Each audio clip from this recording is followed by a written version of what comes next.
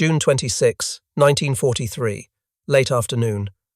Over occupied France near Forges-les-Eaux, Lieutenant Robert Johnson sat in the cockpit of his P-47 Thunderbolt, watching a flight of B-17 bombers turn for home after bombing Villers-Coublay airfield near Paris. Johnson was 23 years old. He'd been in combat for 2 months. 1 confirmed kill to his name, scored 13 days earlier over the Netherlands. Today, he was about to discover whether the airplane beneath him, an aircraft that many questioned, could actually keep him alive when pushed beyond all reasonable limits. The P-47 Thunderbolt was the largest single-engine fighter ever built by any nation, 10,000 pounds empty, 17,500 pounds fully loaded. Powered by a massive 2,000 horsepower Pratt & Whitney R2 800 double Wasp radial engine, armed with 850 caliber Browning machine guns, fast in a straight line, deadly at high altitude, absolutely brutal in a dive. But the P-47 had one significant problem that was costing American pilots their lives. It couldn't turn with German fighters. The Focke-Wulf 190 and Messerschmitt Bf 109 were lighter, more agile. They could execute tight horizontal turns that the massive Thunderbolt simply couldn't match. In a sustained turning fight at medium altitude, the P-47 was at a disadvantage. Against experienced German pilots, that disadvantage could be fatal. American doctrine said Thunderbolt pilots should never turn with German fighters, never try to outmaneuver them, use speed, use altitude, dive in, shoot, climb out, hit and run. Don't get caught in a turning fight. Johnson had tried following that doctrine since his first combat mission on April 18, 1943. Sometimes it worked, sometimes it didn't. The German pilots were experienced. They understood how to bait American pilots into unfavorable positions. They knew the Thunderbolt's weaknesses. The 8th Air Force had been losing P-47 pilots since the aircraft entered combat in March. The learning curve was steep. The cost was measured in young lives. Johnson had watched pilots die. Good men. They climbed into their Thunderbolts believing in their training and came back in boxes or didn't come back at all. The official reports often said pilot error. The instructors said these pilots weren't following doctrine properly. But the pilots who survived knew the truth. Combat was messier than doctrine. The enemy didn't cooperate with American tactical plans. Sometimes you got caught in a turning fight whether you wanted one or not. At 19,000 feet, 48 P-47s from the 56th Fighter Group were spread across the sky in loose formation, providing top cover for the returning bombers. Johnson was flying tail-end Charlie, the last position in his squadron's formation, the most vulnerable spot, the position newer pilots often got assigned. He scanned the sky above and behind, looking for the dark specks that meant German fighters diving from altitude. The afternoon sun was low in the west. Hard to see. Perfect ambush position. Then he saw them.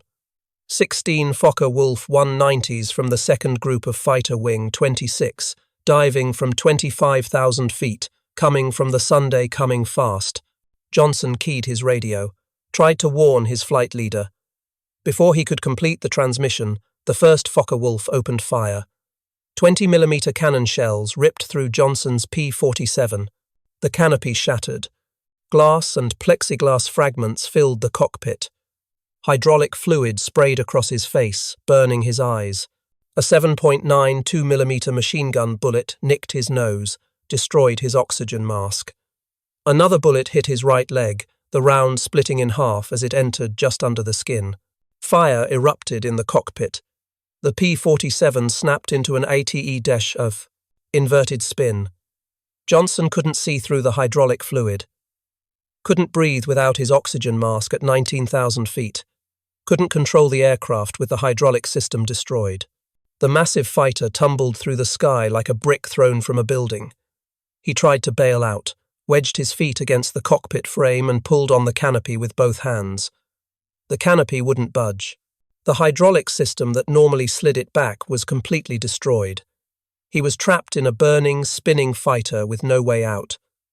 The fire in the cockpit burned hotter. Metal groaned under stress.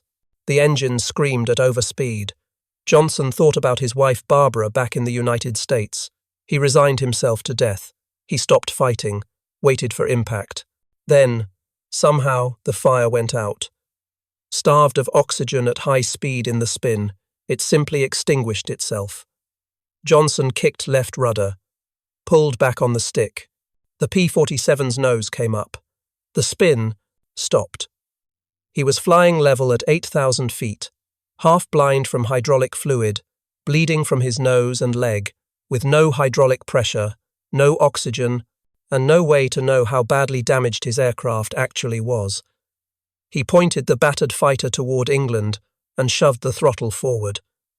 The Pratt & Whitney engine, despite everything, was still running, still producing power. That's when he saw the Fokker-Wulf pull up alongside him. The German pilot flew formation on Johnson's left wing, close enough that Johnson could see him clearly through his oil-smeared canopy. The German looked at the shredded American fighter, looked at Johnson. The German pilot appeared surprised the Thunderbolt was still flying. Then the German positioned himself behind Johnson and opened fire again.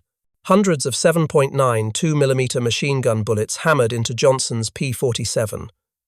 The German had expended his 20mm cannon ammunition on the initial attack. All he had left were the two cowl-mounted machine guns. But at close range, even machine guns were deadly. Johnson hunched behind his armoured seat back, the only protection he had left. The noise was unbearable. Metal screaming, bullets punching through aluminum. The smell of cordite and burning oil filled the cockpit. He could hear rounds hitting all around him, hitting the wings, the fuselage, the tail. The German pilot flew alongside again, looked at Johnson, shook his head as if in disbelief, then lined up for another pass. This time the German used a technique called spraying. He worked his rudder back and forth while firing, walking his bullets from wingtip to wingtip across Johnson's aircraft. It was a method designed to ensure hits on every vital system. Nothing should survive this kind of concentrated fire. Johnson's P-47 shuddered under the onslaught. More holes appeared in the wings, in the fuselage, in the tail section. The aircraft should have come apart. Any normal fighter would have disintegrated under this punishment, should have fallen from the sky in pieces. It kept flying. The German made 3 more passes. Each time he emptied his guns into the Thunderbolt. Each time Johnson expected the wing to fold, or the tail to separate, or the engine to quit, or a fuel tank to explode. The P-47 absorbed the punishment and continued toward England. The big Pratt & Whitney radial engine kept running. The wings stayed attached. The control surfaces still responded to Johnson's inputs, even without hydraulics. Finally, after the 5th attack run, the German ran out of ammunition. He pulled up alongside Johnson one last time, rocked his wings, a gesture of respect from one pilot to another, an acknowledgement of the Thunderbolt's incredible toughness and Johnson's courage. Then he turned back toward France. Johnson nursed the crippled P-47 across the English Channel. He had no landing gear hydraulics, no flaps, no radio.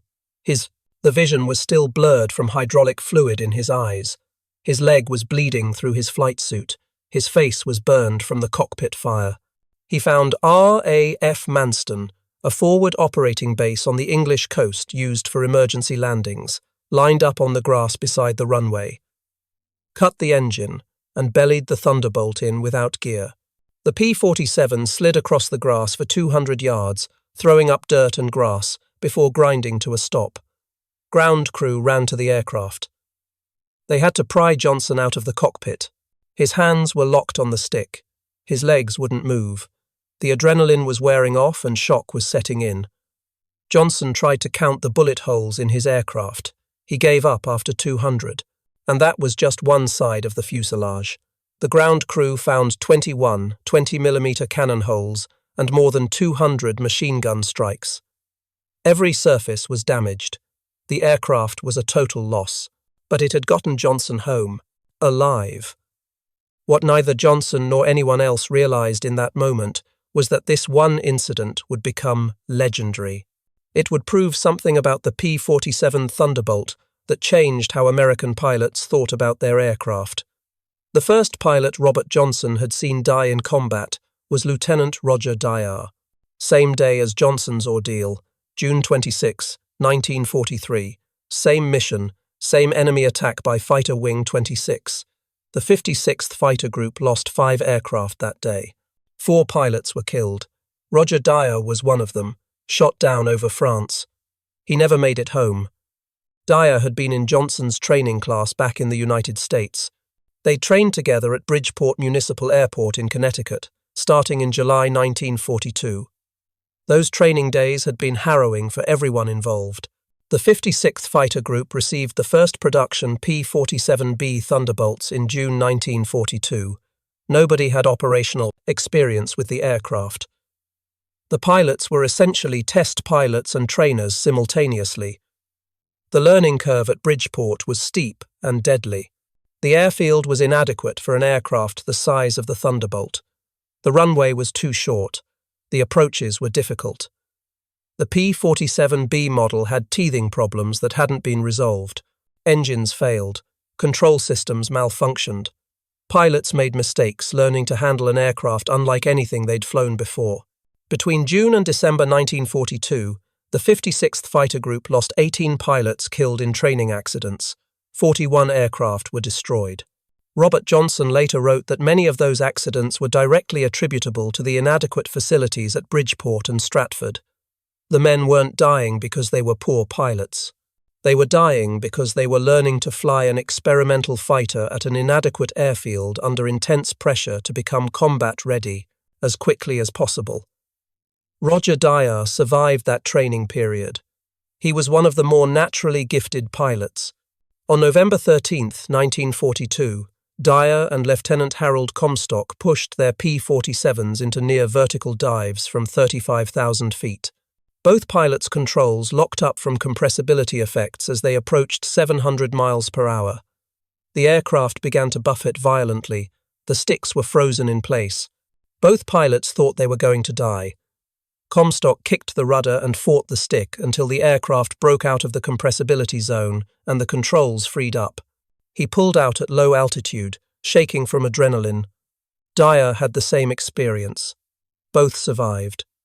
Republic Aviation issued a press release claiming the pilots had exceeded the speed of sound. The story was picked up by newspapers across the country. Some aviation reporters drew it in Ripley's Believe It or Not cartoons. The claim was almost certainly false. The P-47 probably reached around Mach 0.85 or 0.9, not Mach 1. The compressibility effects were severe, but the sound barrier remained unbroken. General Hap Arnold sent a telegram to the 56th ordering that there would be no more discussion of the dive.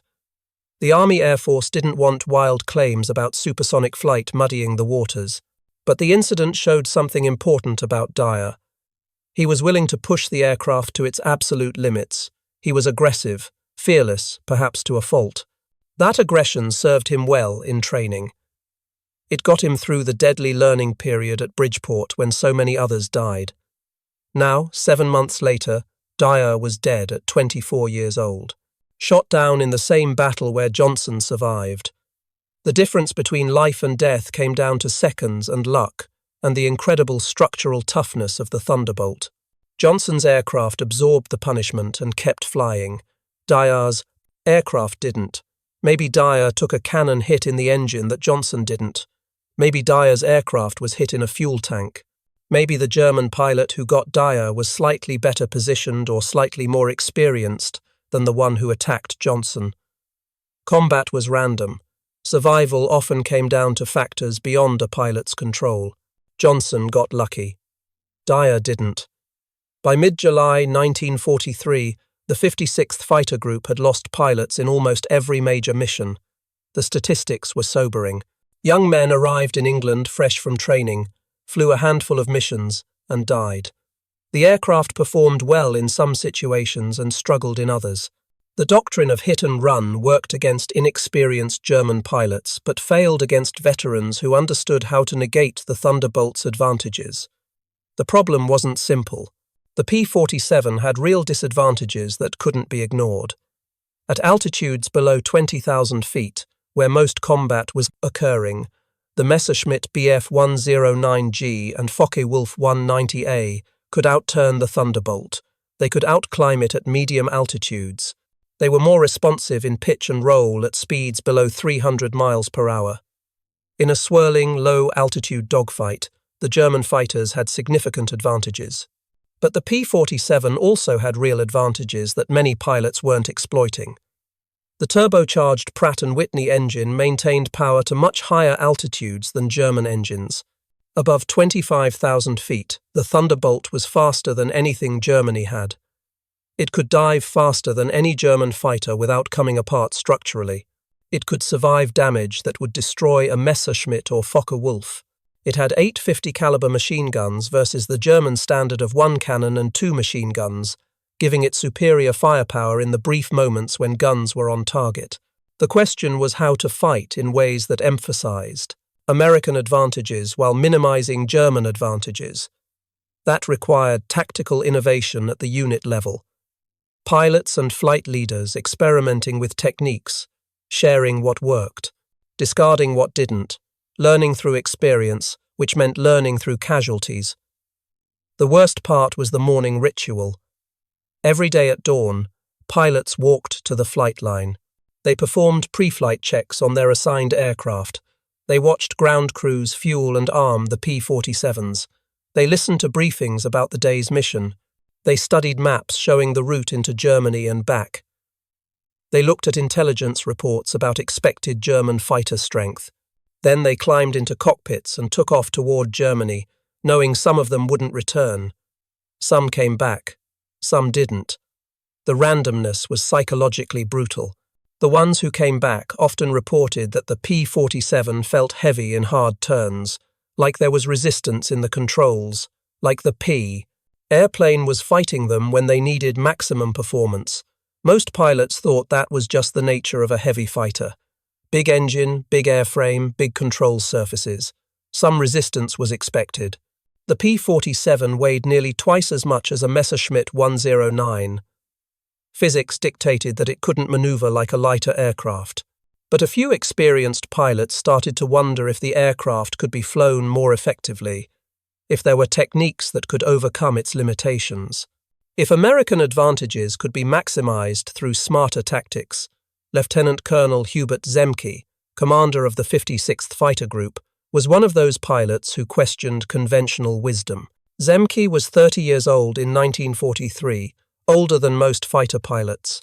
He'd been in the Army Air Corps since 1936. He had more flight experience than almost anyone in the European theatre. More importantly, he had combat observation experience. In 1940, before America entered the war, Zemke had been sent to England as an observer with the Royal Air Force during the Battle of Britain. He'd watched British and German fighters duel over southern England. He'd seen tactics evolve in real time. He'd learned that doctrine written in peacetime didn't always survive contact with the enemy. The side that adapted faster usually won. Zemke brought that perspective to the 56th. He didn't just follow the tactical manual, he encouraged his pilots to think, to experiment, to share what they learned. He created an environment where innovation was rewarded rather than punished. Starting in late July, Zemke began gathering his most experienced pilots for debriefing sessions after every major mission. Not just the standard combat report forms, actual discussions. What worked today? What didn't? Why did Lieutenant Smith get a kill while Lieutenant Jones got shot at? What did Smith do differently? Can we teach that technique to everyone? The conversations revealed patterns. The most successful Thunderbolt pilots weren't the ones who strictly followed hit-and-run doctrine. They were the ones who used the doctrine as a starting point but adapted based on circumstances. They started every engagement from altitude. They dove to build speed. But they didn't immediately run after one pass. They used the Thunderbolt's power to stay in the fight longer, making multiple passes from different angles, keeping their speed up, climbing back to altitude between attacks. The less successful pilots, the ones who got shot down or came home without kills, tended to be rigidly following the doctrine, one pass and run, but that gave them limited opportunities to score.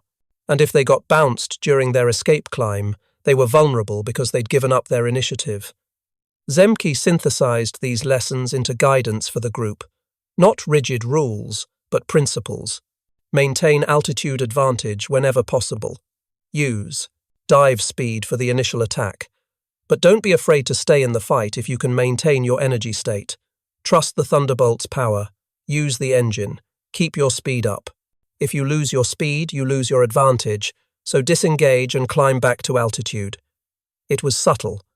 The official doctrine didn't change, but the interpretation of that doctrine became more flexible, more adaptive.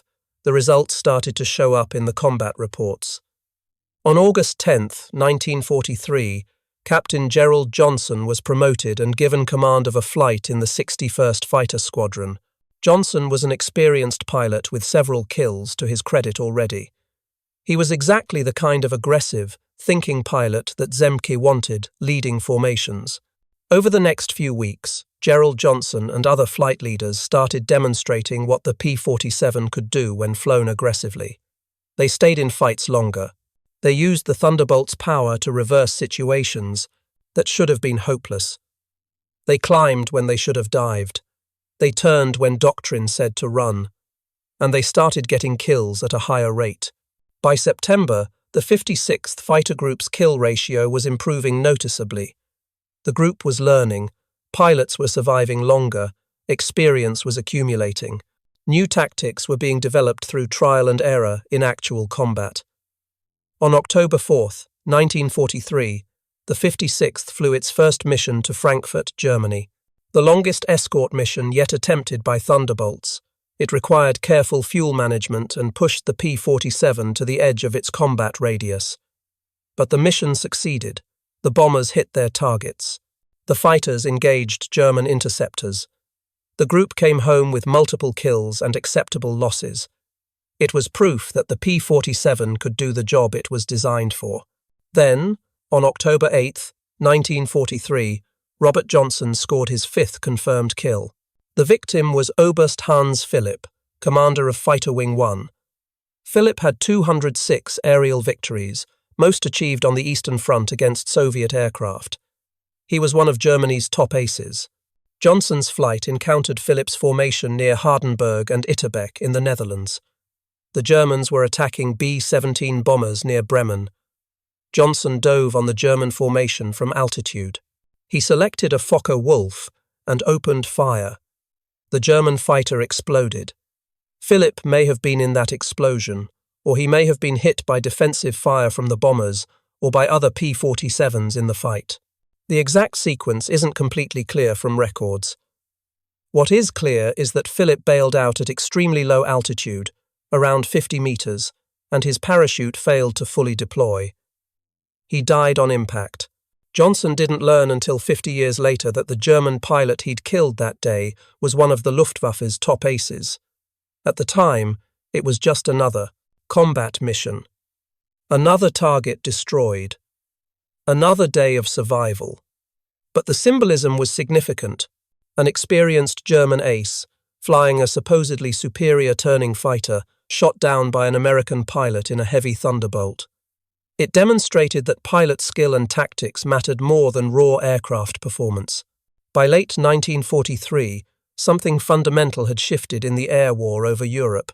American pilots were learning faster than German pilots could adapt. The P-47's weaknesses were being minimized through better tactics. Its strengths were being exploited more effectively. The German perspective on this shift is revealing. Luftwaffe combat reports from October and November 1943 show increasing frustration. German pilots noted that American Thunderbolt pilots were fighting differently than they had in spring and summer. They were staying in engagements longer. They were using vertical maneuvers more effectively. They were harder to shake off once they committed to an attack. Part of the German problem was strategic. By late 1943, the Luftwaffe was being ground down through attrition. They were losing experienced pilots faster than training could replace them. The pilots being shot down were veterans with hundreds of hours of combat experience. The pilots replacing them were often fresh from training with minimal experience. That experience gap showed in combat effectiveness. The Americans had the opposite problem resolved. Their training pipeline in the United States was producing large numbers of adequately trained pilots. These pilots arrived in England, were integrated into experienced squadrons, and learned from veterans before being thrown into the hardest missions. The 56th and other successful groups had developed mentoring systems where new pilots flew as wingmen to experienced flight leaders until they learned the ropes. Additionally, American logistics were superior. When a P-47 was damaged, spare parts were available to repair it. When an engine needed replacement, new engines arrived from the United States within weeks. When a pilot was shot down over friendly territory, he could be returned to his unit within days. The Germans had none of these advantages by late 1943.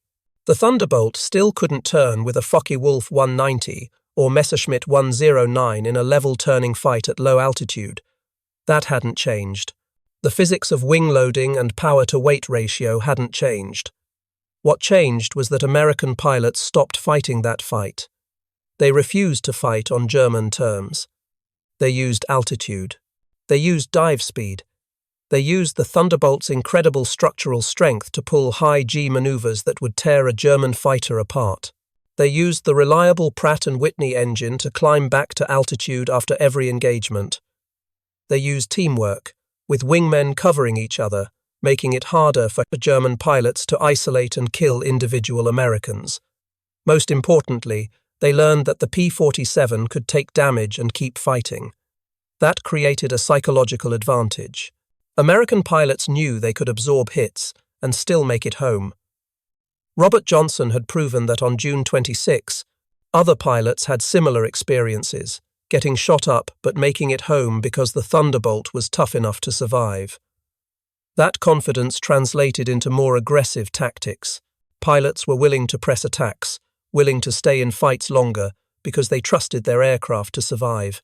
German pilots, conversely, were seeing their supposedly superior fighters being shot down by the brutish American Thunderbolts.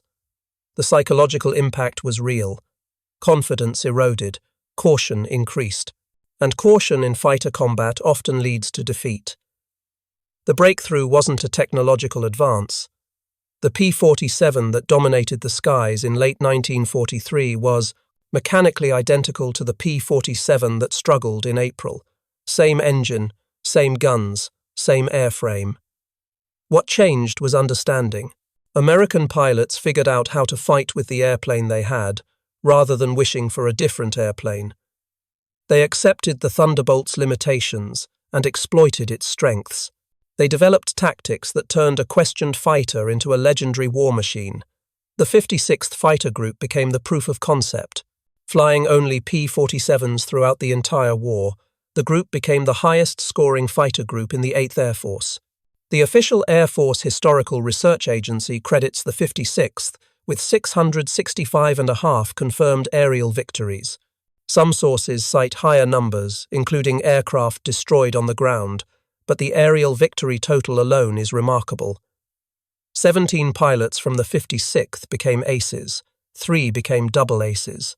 Colonel Francis Gabreski scored 28 kills flying Thunderbolts. Robert Johnson scored 27. Major David Schilling scored 22.5, all achieved in the supposedly inferior P-47. The aircraft that pilots had initially called the Jug, sometimes as a derogatory nickname comparing it to a milk jug, became a source of pride. Thunderbolt pilots loved their aircraft. They trusted it.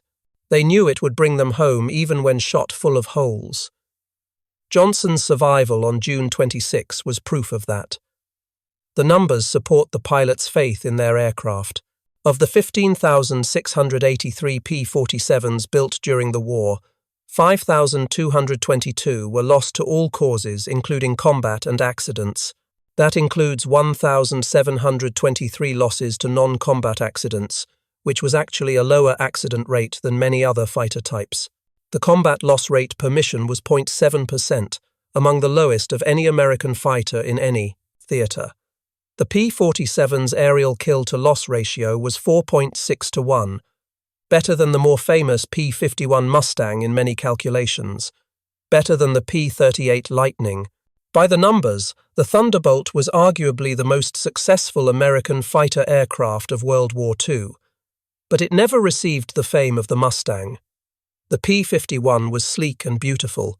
It looked fast standing still. It had elegant lines and a liquid-cooled engine that appealed to aesthetics. The P-47 looked like a flying milk jug.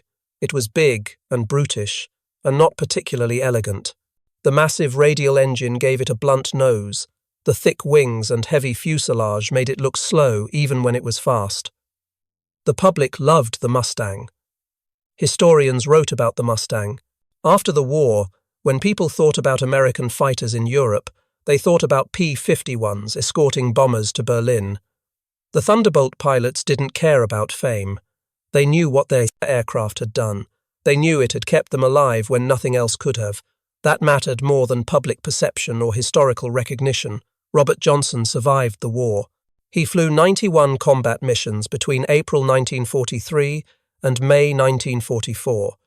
He scored 27 confirmed aerial victories. He returned to the United States in June 1944. He was promoted to major, then lieutenant colonel. He received the Distinguished Service Cross, the nation's second highest award for valor.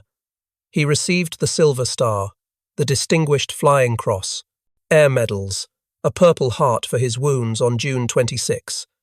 He went back to Oklahoma, married his high school sweetheart Barbara, had 4 children, worked as a flight instructor for 2 years after the war, then left aviation entirely, spent the rest of his career in the insurance business. He lived quietly. He didn't seek publicity. He didn't spend his life talking about the war, but he never forgot June 26, 1943. The day his P-47 Thunderbolt took 21 cannon hits and more than 200 machine gun strikes and kept flying.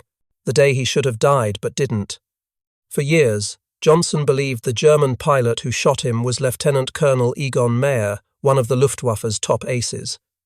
The story became part of the legend. Some accounts even claimed Johnson called Meyer's family after the war to express respect for their father's skill and honor. But modern historical research suggests the Egon Meyer attribution is probably incorrect. German combat records show no victory claim filed by Meyer on June 26. His unit was based in a different location. He was actually between commands that day, having just relinquished control of one group and not yet officially assuming command of another.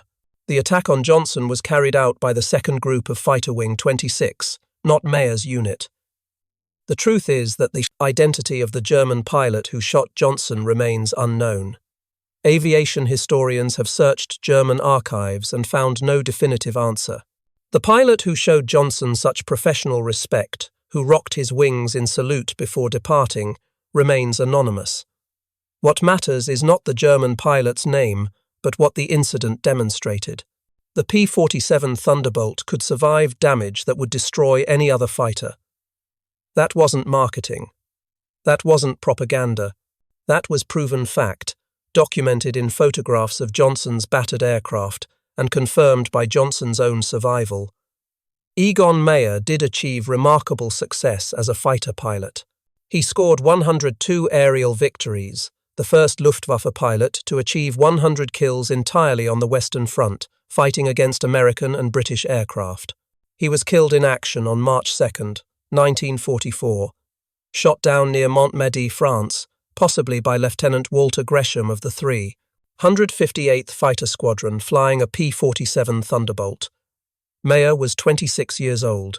Lieutenant Colonel Hubert Zemke, who commanded the 56th Fighter Group and developed many of the tactics that made the Thunderbolt effective, survived the war.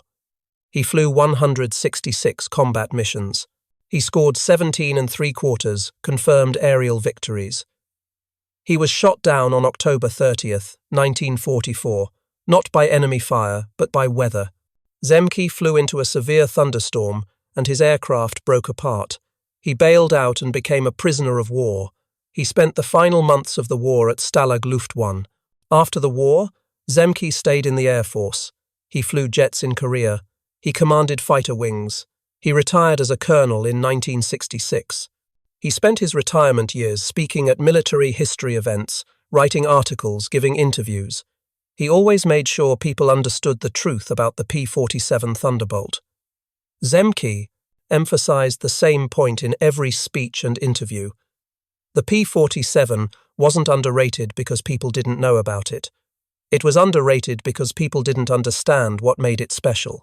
They looked at the Thunderbolt and saw a big, heavy, ungainly fighter that couldn't dogfight with German aircraft. What they missed was that the P-47 didn't need to dogfight. It was designed to dominate through power, not agility. It could climb higher than anything Germany produced. It could dive faster. It could hit harder with 850 caliber machine guns. It could absorb battle damage that would destroy any other fighter. And it could do all of that while carrying up to 2,500 pounds of bombs for ground attack missions. The P-47 Thunderbolt was the ultimate power fighter. It redefined what a fighter aircraft could be. It proved that raw power and structural strength could overcome limitations in maneuverability. It changed air combat doctrine for a generation. Jets would eventually make the debate moot, but in the propeller era, the Thunderbolt demonstrated that there was more than one way to dominate the sky. The Thunderbolt's success wasn't limited to air-to-air combat. By mid-1944, as P-51 Mustangs took over most long-range bomber escort duties due to their superior range, P-47s transitioned increasingly to ground attack missions. And in that role, the Thunderbolt was absolutely devastating. The same attributes that made the P-47 survivable in air combat made it ideal for ground attack. The air-cooled radial engine could take multiple hits and keep running. There was no vulnerable liquid cooling system to rupture. The rugged airframe could absorb ground fire that would destroy lighter aircraft. The 850 caliber machine guns were devastating against soft targets like trucks, trains, and troops. And the Thunderbolt could carry up to 2,500 pounds of bombs or 10 5-inch high-velocity aerial rockets under its wings. From D-Day on June 6, 1944, through the end of the war in Europe on May 8, 1945, P-47 Thunderbolts flew ground attack missions across France, Belgium, the Netherlands, and Germany. They destroyed thousands of German vehicles, hundreds of locomotives, countless trucks and staff cars. They attacked German troops in the open, German fortifications, German supply dumps, German airfields. The statistics are staggering. In the 11 months from D-Day to VE Day, P-47s destroyed or damaged 9,000 German locomotives, 86,000 railroad cars, 68,000 trucks, over 6,000 armored vehicles, and thousands of other targets. These weren't just claims. These were confirmed destructions verified by gun camera footage and reconnaissance photographs. The impact on German logistics was crippling. The German army depended on rail transport to move supplies and reinforcements. P-47 attacks on the rail network made daytime rail transport suicidal. The Germans had to move trains at night, which drastically reduced their logistical capacity. Truck convoys couldn't move during the day without being attacked. German units at the front were often short of ammunition, fuel, and food, because P-47s had destroyed the supply columns trying to reach them. German soldiers on the ground feared the Thunderbolt more than almost any other weapon. They called them Jabos, short for Jagdbombers, fighter bombers.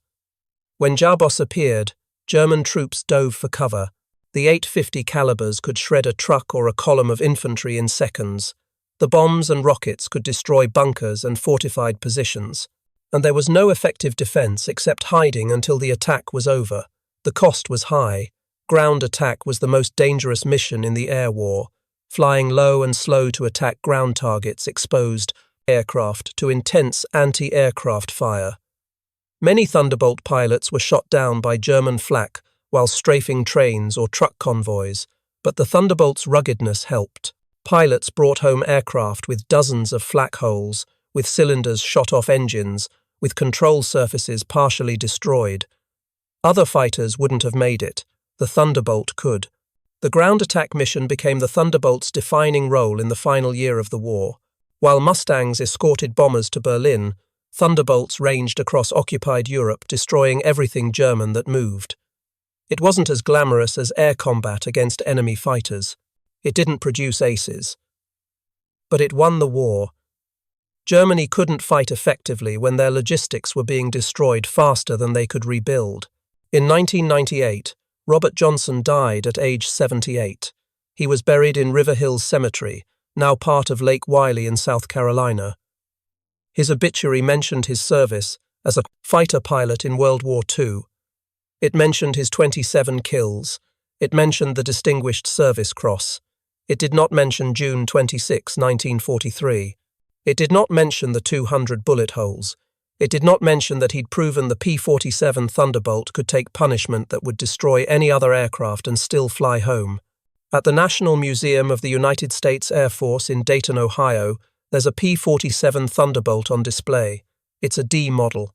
Serial number 45-49167, nicknamed 5x5. It's painted to represent the aircraft flown by Colonel Joseph Laughlin, commander of the 362nd Fighter Group. The actual aircraft was built in 1945 at Republic's plant in Indiana and served primarily as a trainer. It was later transferred to the museum and restored by Republic Aviation for the 20th anniversary of the Thunderbolt's first flight. The placard next to the Friends aircraft tells visitors it was one of the most produced American fighters of World War II. 15,683 were built. The aircraft had 850 caliber machine guns and could carry 2,500 pounds of bombs. P-47s destroyed more than 7,000 enemy aircraft during the war, more than half in air-to-air combat. What the placard doesn't fully convey is why the Thunderbolt succeeded. It wasn't because of superior design or advanced technology. German fighters were more advanced in many ways. The Focke-Wulf 190D and Messerschmitt 109G were arguably better aircraft on paper. The Thunderbolt succeeded because American pilots learned to fight with the airplane they had. They accepted its limitations. They exploited its strengths. They developed tactics that negated enemy advantages. They stayed aggressive. They stayed confident. They trusted their aircraft to bring them home. That's how innovation actually happens in war. Not through engineering breakthroughs or technological superiority, though those help, but through pilots and commanders who see what they have, understand its capabilities, and figure out how to use it better than the enemy expects. Through mechanics who kept the engines running and the guns firing. Through training that produced skilled pilots faster than the enemy could replace their losses.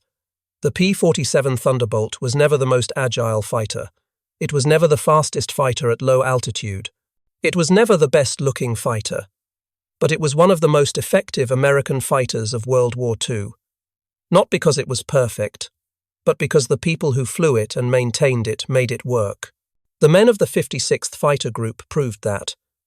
Robert Johnson proved that on June 26, 1943, when he brought home an aircraft that had no business still flying. Hub Zemke proved that through 3 years of combat leadership that turned tactical theory into battlefield practice. Francis Gabreski proved that with 28 kills and the ability to push the Thunderbolt to its limits and survive, hundreds of other pilots proved it every day by climbing into their Thunderbolts and flying into combat over hostile territory. They flew the Jug. They trusted the Jug. They came home in the Jug. And that's why the P-47 Thunderbolt, despite never achieving the fame of the Mustang, deserves to be remembered as one of the great fighter aircraft of World War II.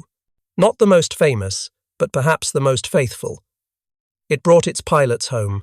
The P-47's legacy extended beyond World War II. After the war, many countries purchased surplus Thunderbolts.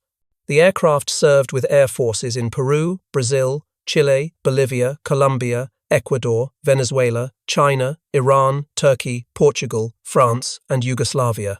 Some remained in service into the 1950s and even early 60s in South American air forces. The ruggedness and reliability that made it effective in World War II made it valuable for smaller nations that couldn't afford newer jet fighters. In the United States, the P-47's design influenced post-war aircraft development.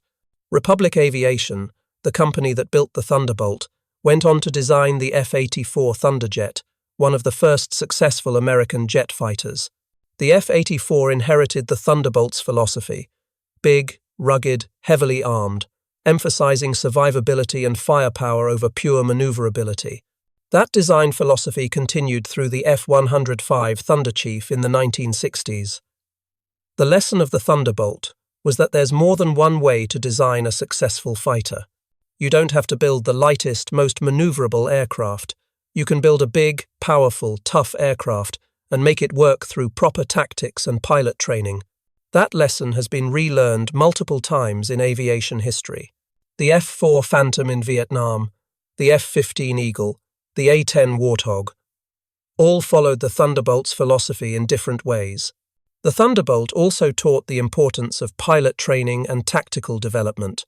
The aircraft that struggled in April 1943 was mechanically identical to the aircraft that dominated in December 1943. The difference was pilot skill and tactics. That lesson applies beyond aviation. The best equipment in the world is useless without people who know how to use it effectively. Training matters, experience matters, leadership matters. The 56th Fighter Group succeeded not just because they had good aircraft, but because they had leaders like Hub Zemke who fostered innovation and learning. If you found this story compelling, please like this video. It helps us share more forgotten stories from World War II. Subscribe to stay connected with these untold histories. Each one matters. Each one deserves to be remembered. Leave a comment below telling us where you're watching from. Our community spans the globe, from Texas to Tasmania, from veterans to history enthusiasts. You're part of something special here. Thank you for watching, and thank you for keeping these stories alive.